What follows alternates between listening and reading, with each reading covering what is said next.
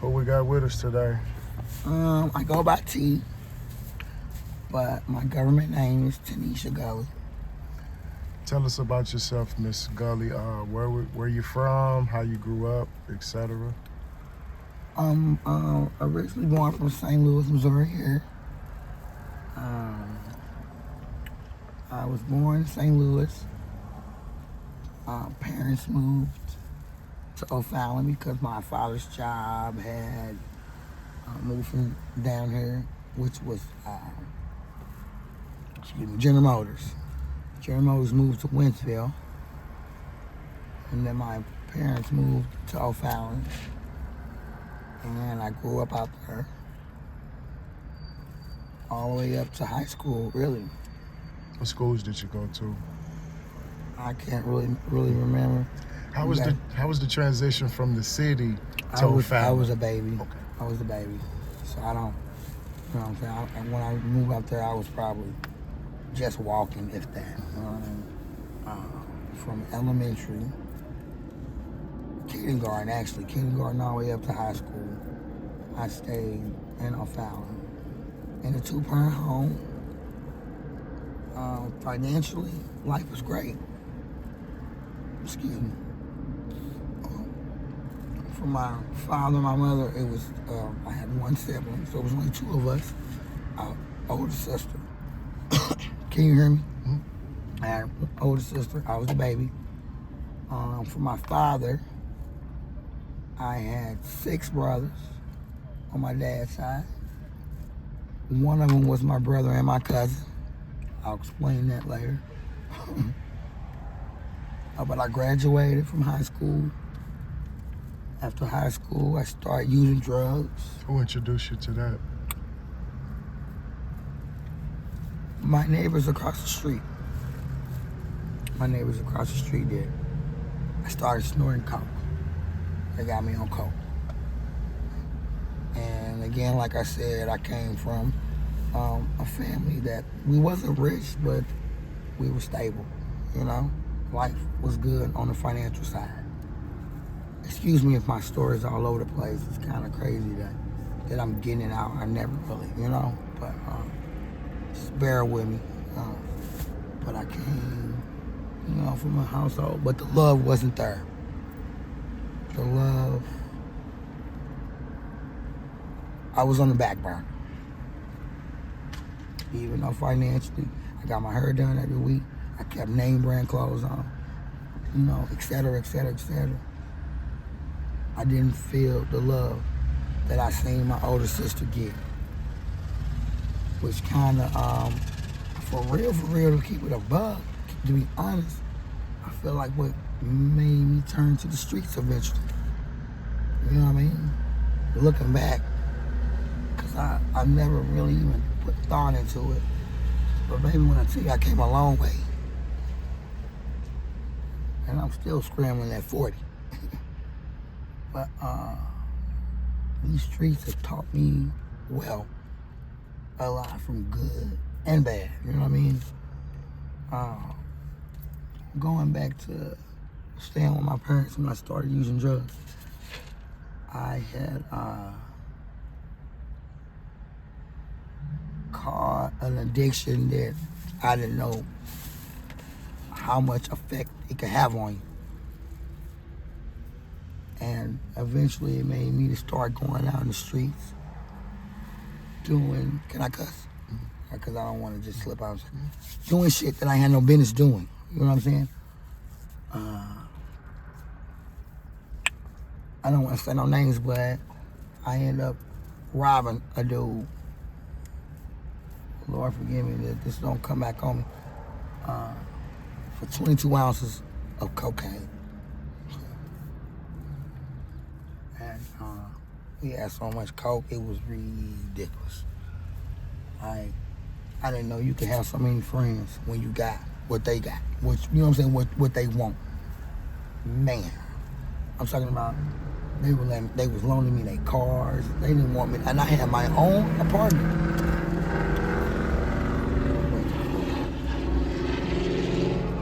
At this time, I had already moved out of my parents' house. I had my own apartment. They didn't even want me to go home. Give me the keys to their car. I had the guest bedroom. It's crazy. It's crazy how people can cling to you over something that ain't. When you beneficial. Oh, I was very beneficial at that time. It was a dumb move, though. I could have got my head blown off. I didn't give a fuck at that time, though. You know what I'm saying? I didn't even know where this man lived. And I drove a truck at that time. You know, I drove around, burning out gas I couldn't afford for one, just to find this nigga house. And I found that motherfucker. And the chances that I took, man, it's amazing how drugs, how you will risk your life over drugs. That you will get that down low. You don't even give a fuck no more. You know? So I battle with that shit still to right now. You know what I mean? So I battle with that. And eventually I had to tell my mama she was, man, did I make that lady nervous? Nervous wreck. She said, well, how much was it, Tanisha? I said, Mama, you can't afford it. She was gonna pay it back. I said, can you afford to pay for 22 ounces of cocaine? She said, oh my God. Anyways, that's what. For real, at that point, after that, I'm talking about I had so much cocaine that we couldn't snort no more. I'm talking about we couldn't snort it so much that we couldn't, so we had to rock it up. I'm talking about smoke so much that we had blisters on our thumbs. To where we had to go to the store and buy push lighters. It's not funny, I never really just, anyway. This shit is crazy how this addiction, this how this addiction can have you. And still, no, you still can't trust nobody. So they'll tell you whatever you want to hear. Whatever sounds good, you know? And I went for it.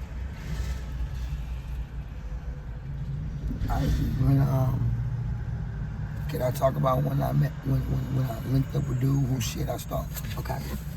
I was bold enough to even go link up with this man to keep my story on point. It was me and a homegirl of mine who is now dead and gone. May her soul rest in peace. Got out of prison and started back doing her fentanyl and died.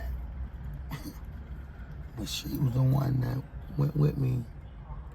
And she didn't keep her word on her side of the story. But I did. I did. So, that being said, I still went to go link up with this man. Talking about sweating bullets. He never showed up, though. He never showed up. No matter of fact, I owed him some money. That's what it was. I owed him like $25. But I still played my position. And just show you how the street shit go. You get in this shit, you gotta roll with the punches, you know? So I still went and met up with this man. And the back of my hair was standing up because I knew he was somewhere watching. But he never pulled up. I think he just wanted to see if I really was gonna pull up. You know what I mean? Shit, I did my part though. And I moved silently after that. And I'm blessed right now to be able to tell you this motherfucking story. You talking about one of the shit in my pants? Wow. Moving forward. My neighbors across the street. You really find out who y'all, especially in a life of an addiction, you find out who y'all true friends are. when you out here in these streets and you don't have no friends. Not no real ones, anyway. Like, you use them for what they worth, and then, because that's what they think of you. You know what I mean? If you ain't useful, you useless to these motherfuckers out here. It's a dog word. It's cold, you know. It's where it taught me to be treacherous. I'm talking about my mouthpiece of a monster. You know what I mean? And I don't really like it, but I'm still here for a reason.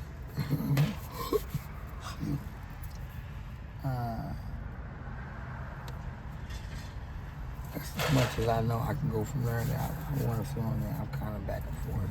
Mind scattered all over the place. You ever been married? You have kids? Never been married. I got 3 children, all by the same man. Matter of fact, I met my baby daddy when I was 15. Stayed with him 18 years.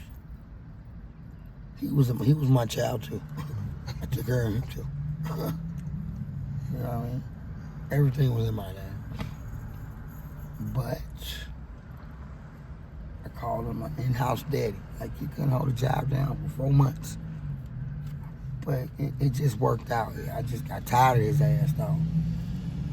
You know what I mean? He did make sure the house was clean. He cooked dinner. Goddamn me. Took care of the kids. Washed their clothes. And I felt like, you should. If I'm going to work and I'm the one bringing the income, paying the bills in this motherfucker, you're going to do something. So with that being said, he did that.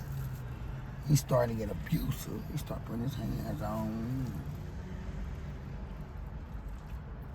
back and forth. But besides that, I just eventually, after 18 years, I was tired. Still to this day, I love him. That's not a thought in my mind to get back with that man, but he tried. What are you doing? No. Okay, please. I will always love you, and I will. I got 3 beautiful ass kids, about 2 girls, 1 boy. My middle son locked up for murder. 2nd degree there. And you might have seen this on the news. 2nd degree murder. 1st degree robbery. Killed a little white girl in St. Charles. A robbery went wrong. I'm broken. Still hurt from that. My only son got snatched from me. Top of the fact, with my addiction, I wasn't really being a mama that I'm supposed to be.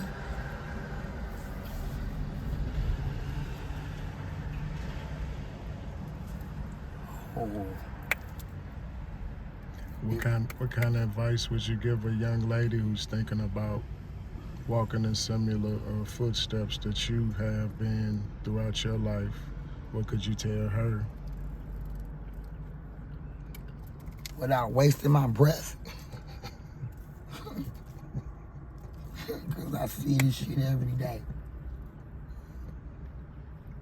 It's 2 of them right now over there that's getting higher than Cooter Brown than me. And I have no respect for them. Like only if I could tell you really why I wanted to do to both of them. But I'm going to keep this PG. But one of them, you can't tell nothing to. She keeps a gun on her. So I wouldn't even tell her that. But to the world, though, if nothing even matters,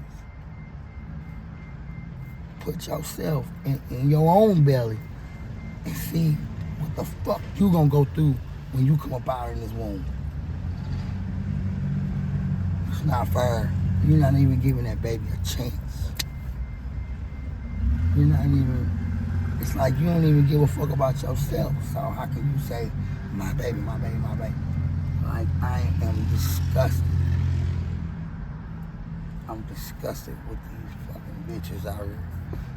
Excuse my language, but if I could do it, anybody can. And I quit getting how all 3 of mine. And they perfectly healthy. They're menaces to me. They are motherfucking because of me. And they're that. True. But they ain't no crack, baby. They want more like on drugs. I'm fine to do nothing else. I did that. To me. I don't even really want no pound of back, but the fact of what I see out here every day. Damn, what do you care about? I'm getting off subject. Oh, okay.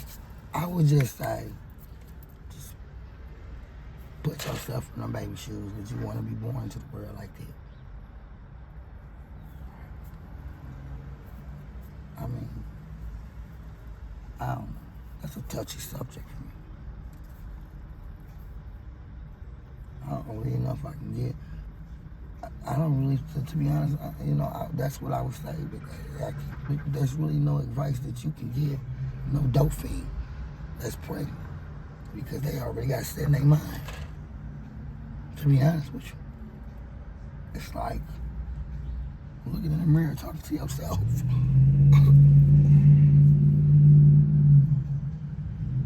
That's as much as I can say about that. If you could turn back the hands of time on your life and go back and talk to a young Miss Tanisha or do things differently, what would you do or say to her?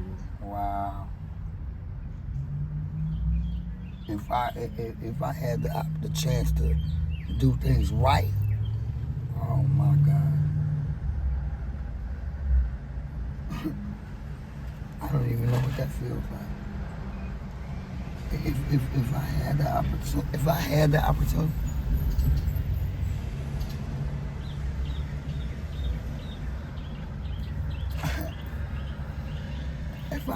opportunity, I think I would just give her a brief, short story of where she's heading, and I mean detailed, like. So the story I have now, I guarantee you, I wouldn't put them shoes on.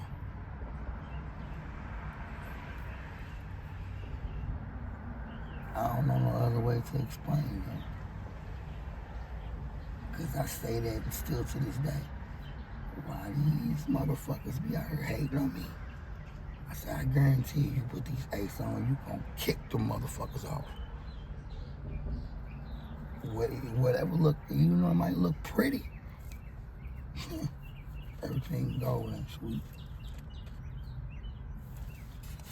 And we appreciate you taking time out with us to share your story, Miss Tanisha. And if there's anything you want to say in closing to anybody looking for you, worried about you, wondering if you're okay, now's the time you can say it on closing.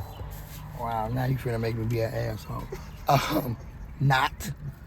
Because, again, my family, if they really wanted to find me, they could. I'm in touch with my kids. The worst thing that's hurt me the most is I'm out here on the run and I can't communicate with my son that's locked up. I ain't gonna say I don't give a fuck about my family, but I don't fuck with them. They're fake. And it's not up to me to do it myself. If they don't want no relationship with me, so cool. If you got a family where you can make it work, do it.